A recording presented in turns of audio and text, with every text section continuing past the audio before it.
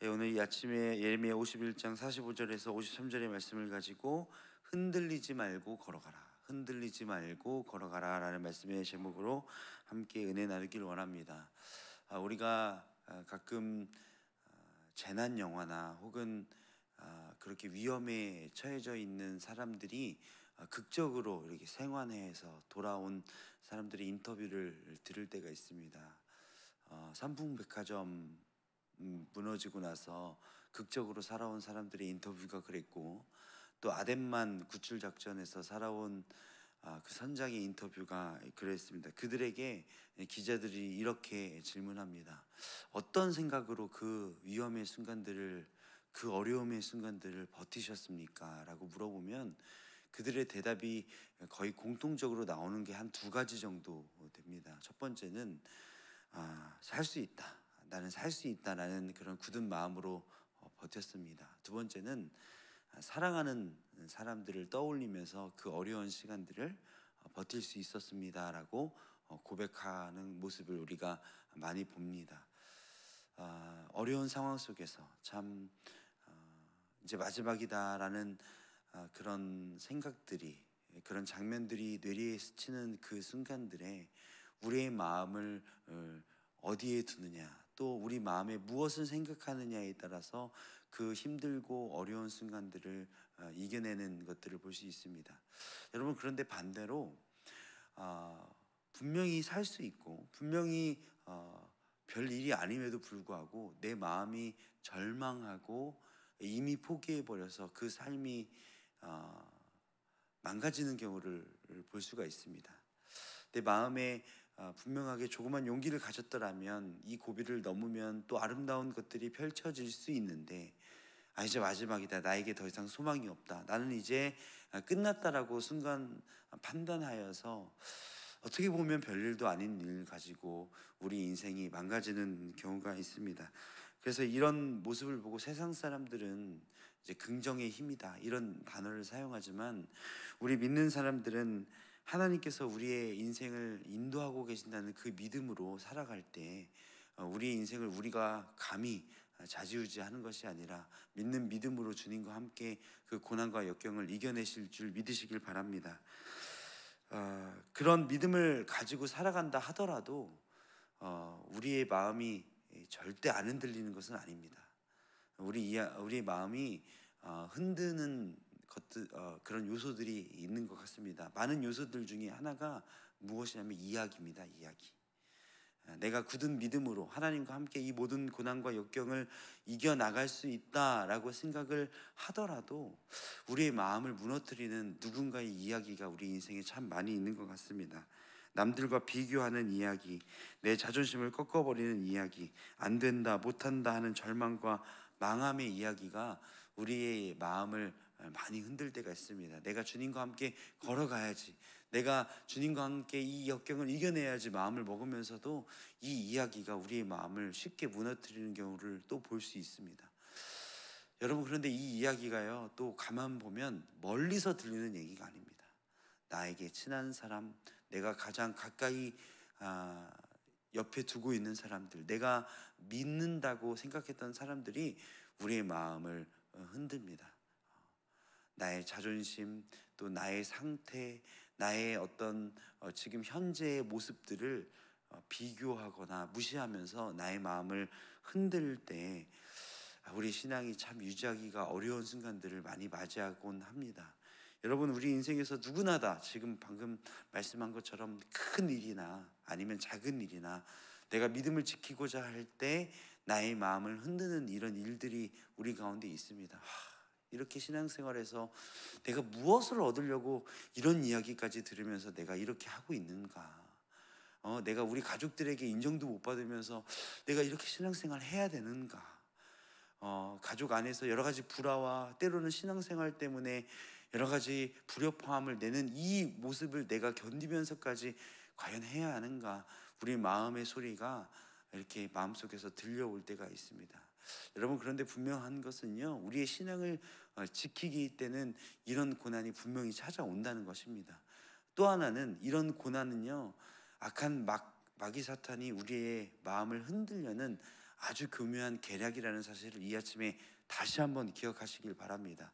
그래서 우리 사랑하는 온사랑교회 성도들은 이 누군가의 이야기에 흔들리거나 작은 속삭임에 내 마음이 왼쪽으로 오른쪽으로 휘청휘청 거리는 것이 아니라 주님만 바라보고 나아가시는 우리 사랑하는 성도 여러분 되시길 간절히 소원합니다. 오늘 51장 예레미야 51장 45절에서 53절에도요 이런 상황들, 우리의 마음이 흔들리고 휘청휘청할 때 어떻게 그것들을 극복해 내야 되는지 하나님께서 이스라엘 백성들에게 알려주신 그 따스하고 사랑스러운 방법이 한 3가지로 나눠 있습니다. 오늘 이 본문을 살펴보면서 오늘 하루, 아니 우리 인생을 살아가면서 우리의 마음이 이렇게 무너질 때 우리 마음을 어디에 두어야 되는지 본문의 말씀을 통해서 교훈 삼고 우리 인생에 적용해 볼 수 있도록 그렇게 하겠습니다. 먼저 첫 번째는 그 중에서 나와 피하라고 말씀하셨습니다. 예레미야 51장 45절의 말씀을 우리가 한 목소리로 다시 한번 읽겠습니다. 45절입니다. 시작. 나의 백성아, 너희는 그 중에서 나와 각기 여호와의 진노를 피하라. 여러분, 일단 첫 번째로 그 중에서 나와라고 나와 있습니다. 하나님께서는 바벨론의 파멸을 예고하시면서 그들에게서 서성거리지 말고 길을 떠나라, 피하라 라고 이야기하고 계십니다. 여러분, 근데 이 본문에서 우리가 조금 더 집중해야 될 단어가 있습니다. 뭐냐면 너희는 그 중에서. 여러분, 어떤 상황에서요 나와야 할 때가 있어요. 근데 우리 인생에서 조금만 역경이 있거나 누구의 이야기나 아니면 내가 수치와 곤욕을 당한다고 생각하면 인간의 무지한 뇌에는 어떤 생각을 가지냐, 그것이 다라고 생각합니다.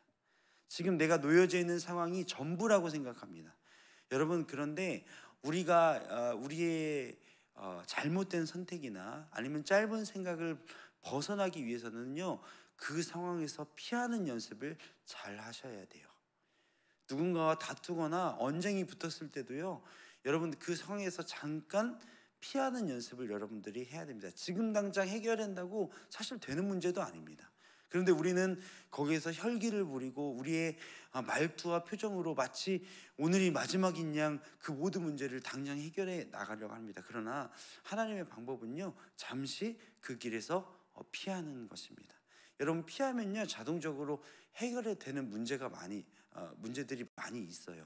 피하기만 하더라도 그 중에서 내가 집중하고 있는, 또 악한 마귀 사탄이 집중하게 하는 그 상황에서 우리는 잠깐 피해야 된다는 사실을 여러분 기억하시길 바랍니다. 성경에 잘 피해서 그 위기를 모면한 사람이 있습니다. 누구죠? 요셉입니다. 여러분, 요셉은요 그 여인의 유혹 속에서 그 자리를 피해버렸어요.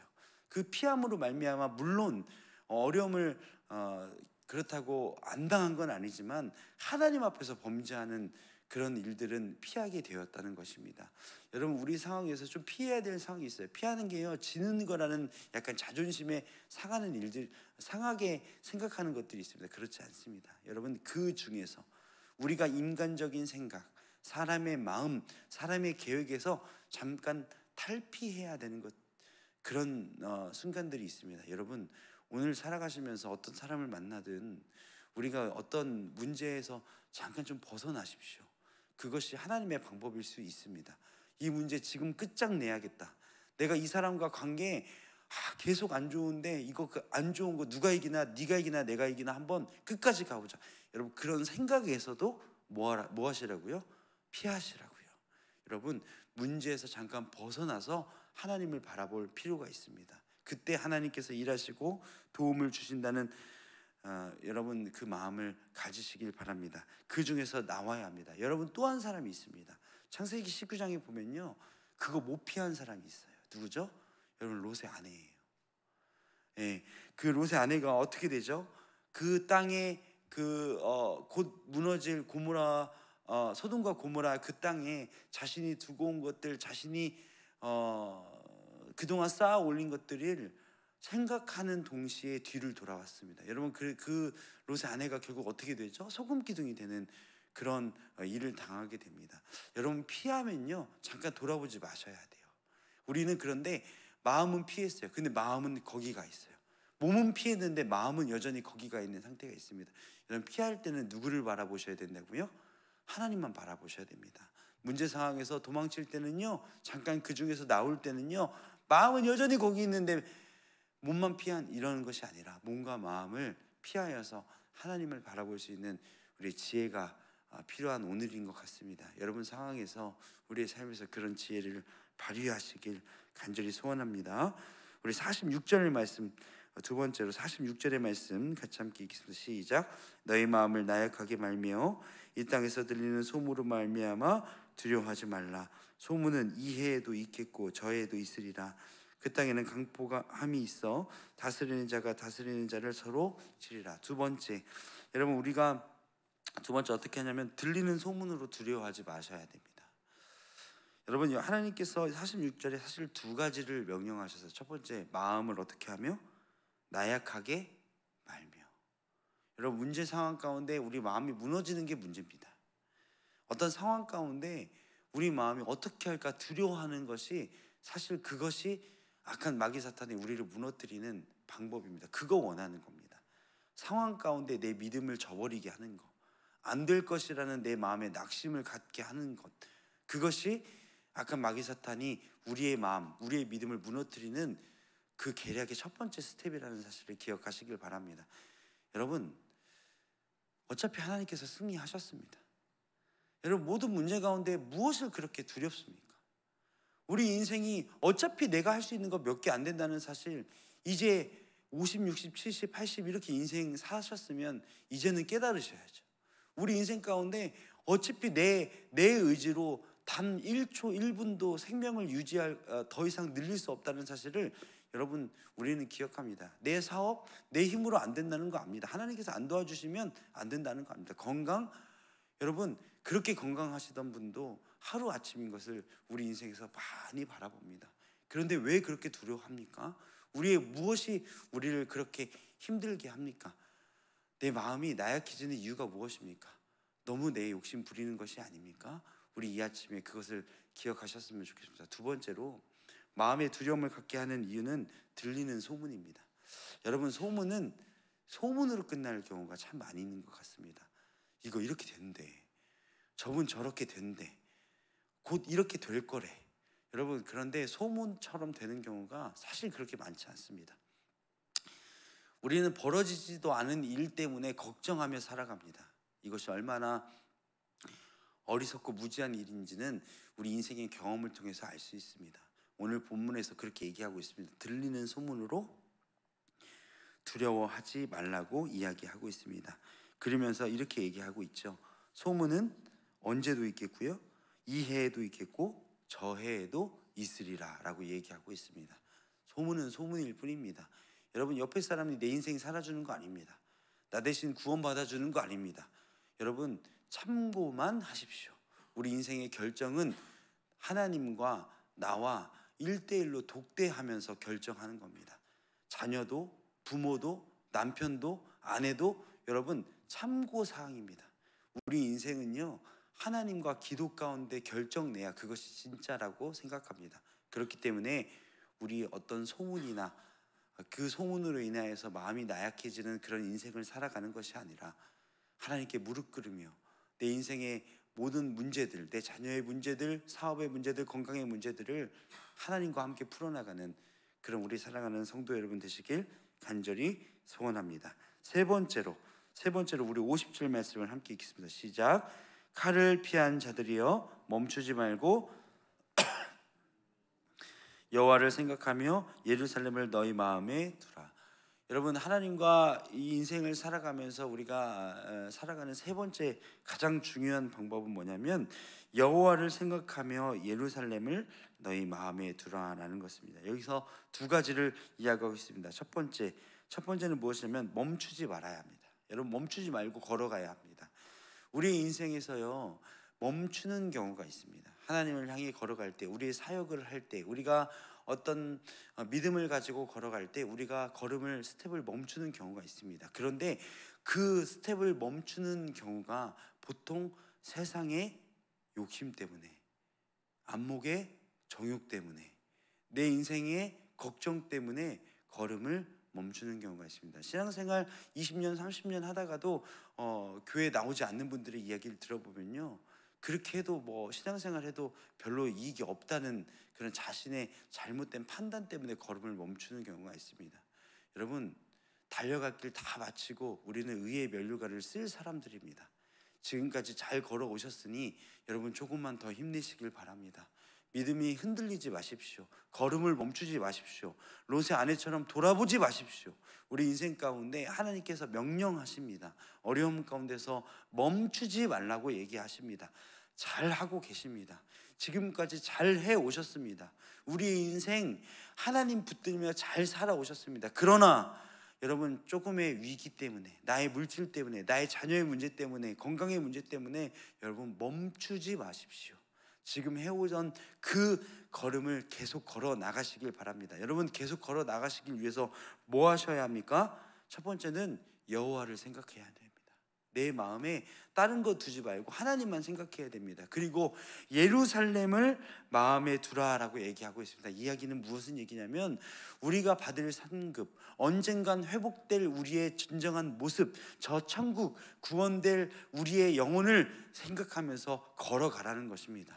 우리의 다른 것들, 욕심들을 마음에 두는 것이 아니라 하나님께서 주시는 그 마음, 우리가 얻을 의의 면류관, 그것을 마음에 두러 걸어갈 때 우리는 끝까지 걸어갈 수 있습니다. 오늘 하나님께서는 우리에게 2024년 8월을 살아가는 우리에게 하나님께서는 명령하고 계십니다. 멈추지 마라.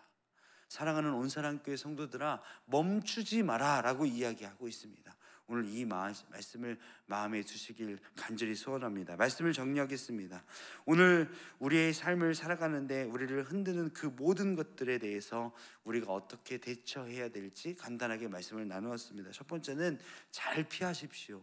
두 번째는 들리는 소문 때문에 여러분 흔들리지 마십시오. 세 번째는 여호와를 생각하고 우리가 갈 아름다운 결과를 마음에 두시고 멈추지 말고 걸어가시길 간절히 소원합니다. 그때 하나님의 복이 임하고 하나님의 도움이 임하시는 것입니다.